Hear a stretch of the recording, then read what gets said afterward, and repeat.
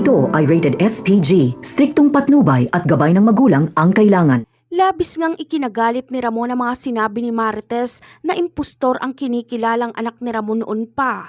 Ayon kay Marites ay baka daw tinakot lang ni Olga si David para pagpanggapin itong tanggol kaya napilitan itong gawin kahit labag sa loob niya.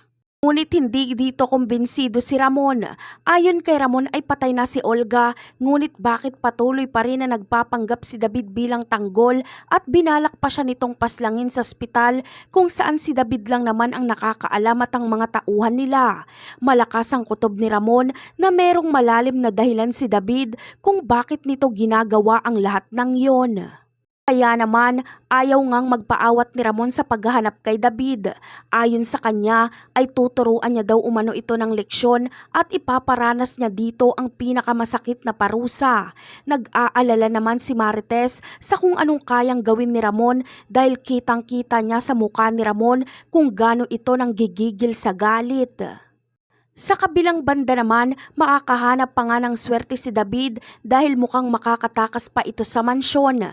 Bagamat napansin siya ng isang tauhan ni Ramon na palabas ng gate, ngunit agad din itong makakagawa ng palusot para payagan siyang makalabas.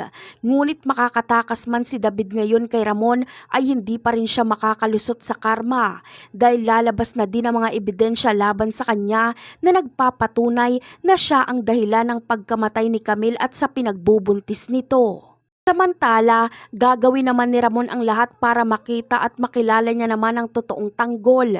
Gagamitin niya ang lahat ng kanyang impluwensya para lang mahanap ito. Ngunit ikakagulat nga nilang dalawa ang kanilang pagkikita dahil hindi nila inaasahang mag-ama pala sila.